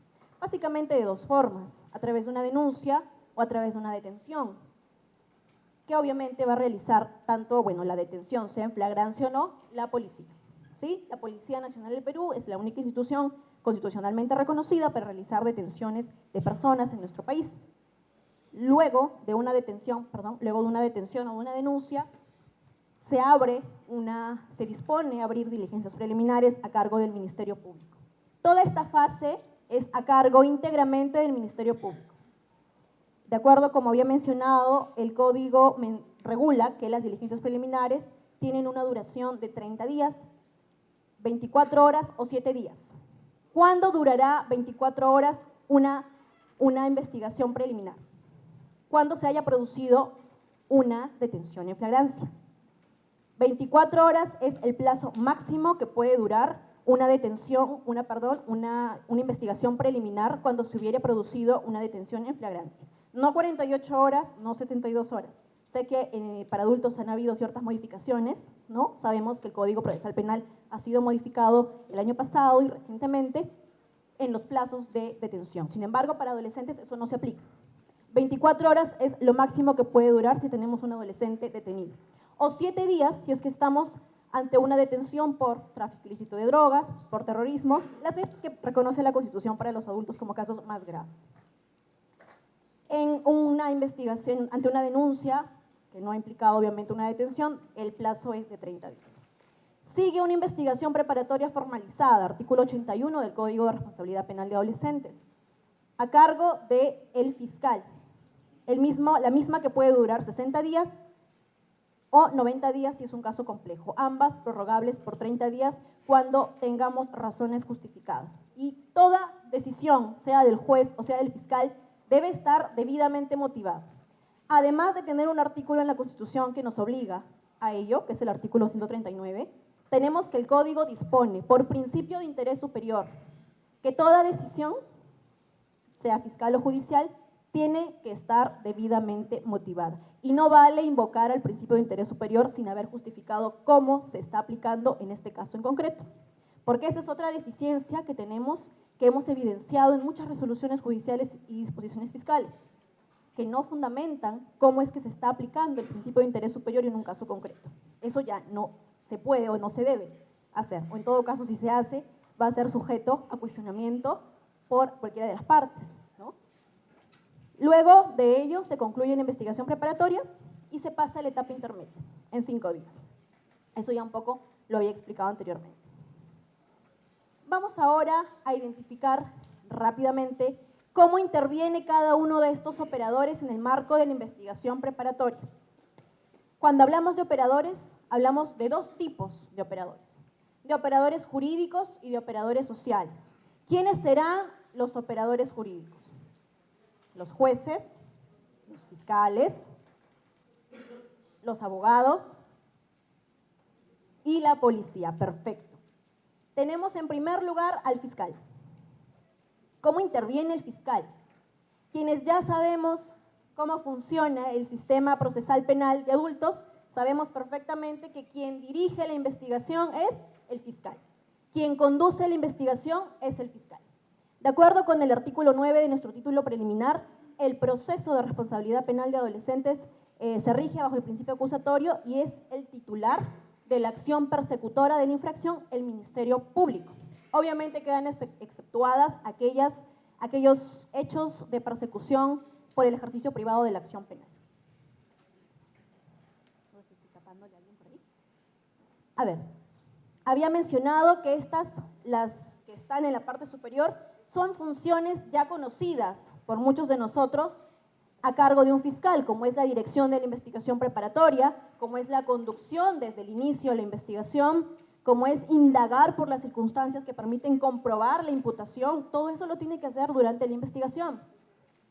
Pero no solo, obviamente, las que pueden determinar una imputación, sino también las que podrían eximir al adolescente de una imputación. Adicionalmente, estas funciones que ya son conocidas por nosotros, tenemos que el Código ha establecido 3 grandes funciones que sintéticamente se pueden presentar así. Procurar la solución alternativa al proceso a través de prácticas restaurativas. También le corresponde al fiscal, en el marco de un proceso de responsabilidad penal de adolescentes, en una investigación seguida contra un adolescente, procurar la solución alternativa en pro del principio de desjudicialización. Debemos evitar a toda costa que este adolescente sea sometido a un proceso con estas etapas.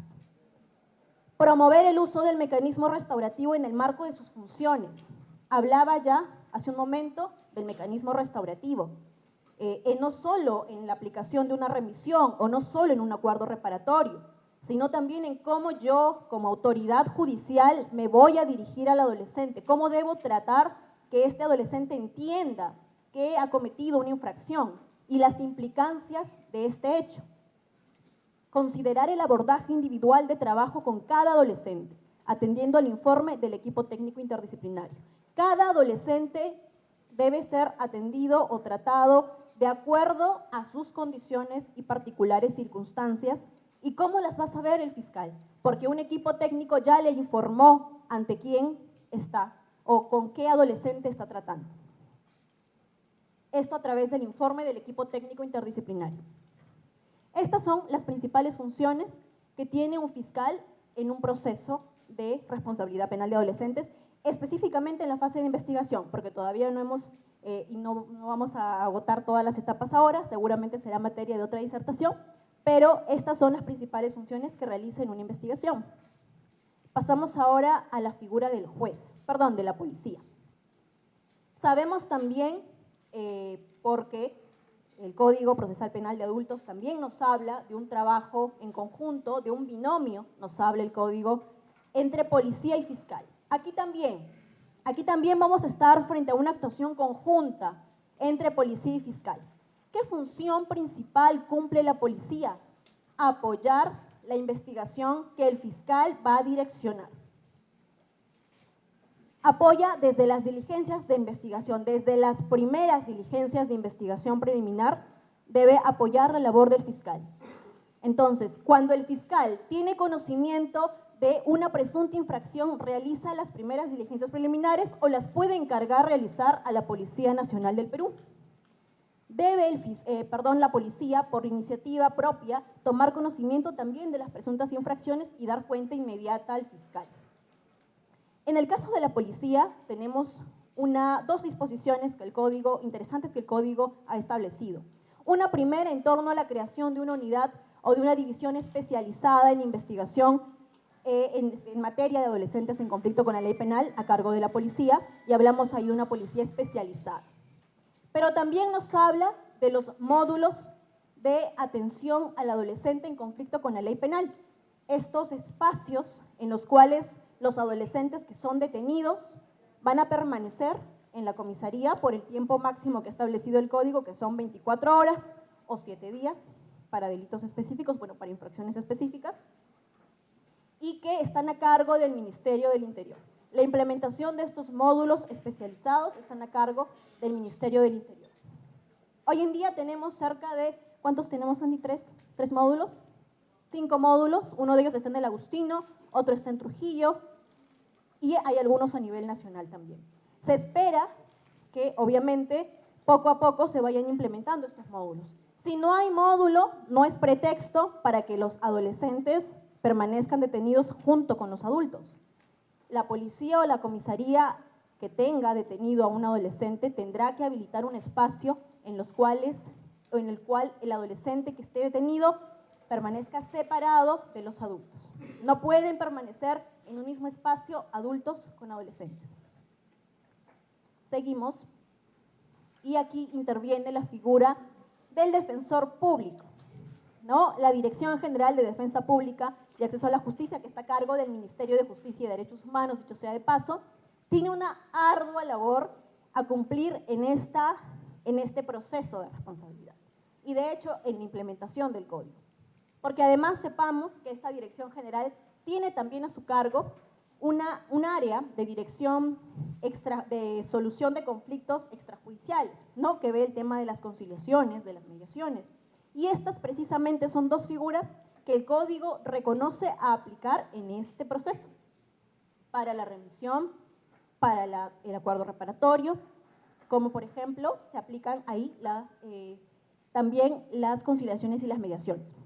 Pero tenemos que la figura de la defensa pública en específico es una defensa técnica especializada, nos dice el Código. En su artículo 24, el Ministerio de Justicia y Derechos Humanos provee la defensa gratuita especializada. ¿Qué implica una defensa gratuita especializada? ¿De qué hablamos cuando nos referimos a una defensa gratuita especializada? Hablamos de abogados que han sido debidamente capacitados en materia de derechos humanos, tratados internacionales en materia de adolescencia. Hablamos de abogados que han sido capacitados en temas de derecho penal, en temas de derecho procesal penal, en temas de justicia penal juvenil, y que eso de hecho es lo mismo o son las mismas áreas en las que debieran estar capacitados todos los operadores del sistema de administración de justicia que vayan a intervenir en materia de adolescentes en conflicto con la ley penal. Respecto de la defensa pública, además, nos dice el Código que el adolescente debe ser asistido desde los actos iniciales de investigación por un abogado defensor, sea privado o sea público. Es nula toda declaración que no cuente con la presencia de su abogado defensor. Aporta los medios de investigación y de prueba que estime pertinentes. Estas principales funciones las desempeña el abogado defensor en el marco de una investigación. Y tenemos finalmente la figura del juez.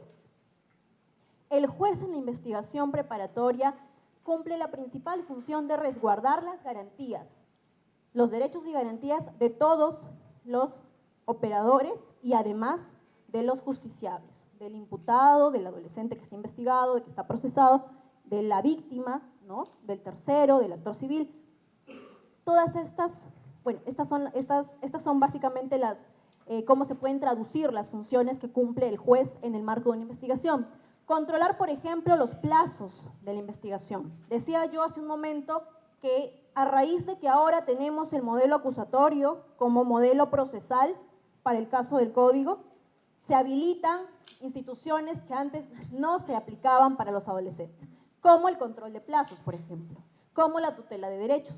Y estas dos son instituciones que las direcciona el juez a través de audiencias que, por cierto, antes tampoco teníamos para los adolescentes. Muchas veces los casos eran resueltos en papel y solo se veía al adolescente una vez cuando el juez lo tenía en la audiencia única frente a él. Y prácticamente teníamos que el derecho a ser oído del niño, del adolescente, no se aplicaba en un proceso de responsabilidad penal. Ahora, por exigencia del Código, tenemos que escuchar a todos los involucrados en este conflicto, también al adolescente, obviamente. Otra de las funciones que tiene el juez es ordenar y hacer cesar la medida privativa de libertad, es el único que puede disponerla. Otorgar, modificar o hacer cesar las medidas limitativas de derechos también.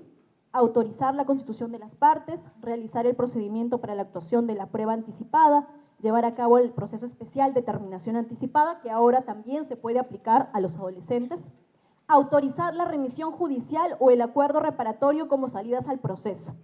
Estas dos instituciones, que son salidas alternativas a las que ya hice mención hace un momento, las puede aplicar tanto el fiscal como el juez, recordemos, y que la remisión ahora, tanto fiscal como judicial, va a tener la misma consecuencia: remitir al adolescente a programas de orientación a cargo de Justicia Juvenil Restaurativa del Ministerio Público. Y obviamente también instar a la solución del conflicto penal por medio de la utilización de mecanismos restaurativos. También el juez, para acercarse a los involucrados en este conflicto, debe usar el mecanismo restaurativo, debe usar las diversas metodologías de acercamiento a la víctima, al adolescente que está investigado, de diálogo con ellos. Cuando hablamos hasta ahí, los operadores jurídicos, cómo intervienen en el marco de la investigación, y pasamos ahora a ver cómo intervienen los operadores sociales. Cuando hablamos de operadores sociales, hablamos básicamente de instituciones, de entidades, de figuras que reconoce el Código, que también van a intervenir en un proceso de responsabilidad penal de adolescentes. Ejemplo claro es la remisión y el acuerdo reparatorio, y ahorita vamos a ver cómo intervienen. Hablamos, por ejemplo, de los equipos técnicos interdisciplinarios. Ellos no son, evidentemente, no son ni jueces, ni fiscales, ni policías, ni abogados, pero van a asistir y van a intervenir constantemente. Su aparición es estelar a lo largo de todo el proceso. Y esto hace que esta justicia penal de adolescentes sea una justicia penal diferenciada, sea una justicia que aborda a la persona en su integridad. El Ministerio de Educación también interviene. Mencionaba yo que una de las medidas socioeducativas accesorias que reconoce este código es precisamente el mandato de que el adolescente se inscriba, se matricule en un centro educativo, en un centro formativo laboral, si es que hubiese desertado de la escuela, por ejemplo. El Ministerio de Salud, el Ministerio de Trabajo, los gobiernos regionales y locales intervienen bastante también, la Iglesia, cómo no, y las instituciones, las ONGs como Tierra de Hombres, que ha hecho un trabajo bastante importante en lo que es la implementación del enfoque restaurativo, por ejemplo, de la mano con el Ministerio Público. Muchos deben conocer el trabajo que se hizo en el Agustino, ¿no? Por ejemplo, con el apoyo de Tierra de Hombres. Este, por ejemplo, es uno de los espacios estelares donde se involucran a los operadores sociales. Los equipos técnicos interdisciplinarios que le dicen al fiscal cuándo podemos aplicar o no una remisión, cuándo estamos ante un adolescente con condiciones de aplicar esta figura que le va a permitir no llevar a cabo un proceso de responsabilidad porque tiene condiciones para que sea desjudicializado y que solo cumpla con con programas de orientación a cargo de Justicia Juvenil Restaurativa. El fiscal se abstiene de promover la acción penal separando al adolescente del proceso y deriva a programas de orientación a cargo del Ministerio Público. Esto no va a suceder siempre. Decía yo que esto solo sucede cuando estamos ante adolescentes que tienen las condiciones y cuando estamos ante hechos leves, no cuando estamos ante hechos que superan o que están tipificados en el Código Penal con una pena privativa que supera los 6 años. Ahí, lamentablemente, no podemos aplicar remisión. Ahí tenemos que estar ante un proceso de responsabilidad penal. Y aquí intervienen Tierra de Hombres, interviene la Iglesia, agentes que van a apoyar la labor en los programas de orientación. Me hubiese gustado presentar una lista grande de instituciones que apoyan la labor de remisión, pero lamentablemente no tenemos en la actualidad una oferta amplia de servicios. Deberíamos tenerla si queremos que esto funcione. Ojalá tengamos próximamente una lista grande que yo les pueda presentar y decir, aquí además está apoyando tal institución, tal institución, tal institución, pero lamentablemente solo la Iglesia y Tierra de Hombres han venido apoyando el enfoque restaurativo. Acuerdo reparatorio. Este es otro momento, o esta es otra salida, perdón, alternativa que ya había explicado hace un momento, en la que también vamos a tener intervención de operadores sociales. El acuerdo reparatorio, a diferencia de la remisión, implica básicamente una forma de solucionar el conflicto sin llegar a un proceso por una afectación patrimonial de la víctima. En ese caso, además, nos dice el código, este acuerdo reparatorio puede verse acompañado de medidas accesorias, como la que mencioné hace un momento, la del mandato de inscribirse en un centro educativo, o también la de que el adolescente sea sometido a un tratamiento desadictivo cuando presente problemas de consumo. En estos casos interviene evidentemente el Ministerio de Salud, si es que la medida accesoria es la de internar al adolescente en un centro de salud público o privado, o intervendrá el Ministerio de Educación, además de los equipos técnicos, cuando se trate de una medida accesoria que implique matricularse en una institución educativa pública o privada o en otra cuyo objeto sea la generación de un oficio o profesión. Los equipos, si se dan cuenta, aparecen antes y aparecen después, porque no solamente van a informarle al fiscal o al juez que estamos ante un adolescente que tiene las condiciones, sino también van a aparecer después de que se haya aplicado la medida para hacerle un seguimiento de cómo se está ejecutando efectivamente esta medida. En caso del equipo, que el equipo advierta que no se está ejecutando la medida adecuadamente, porque el adolescente no fue, no acudió, no tiene la voluntad, entonces, lamentablemente, la medida cesa, la remisión o el acuerdo reparatorio y volvemos al proceso de responsabilidad penal del adolescente. Bueno, eso ha sido todo. Muchísimas gracias. Quedo atenta a las preguntas que puedan formular.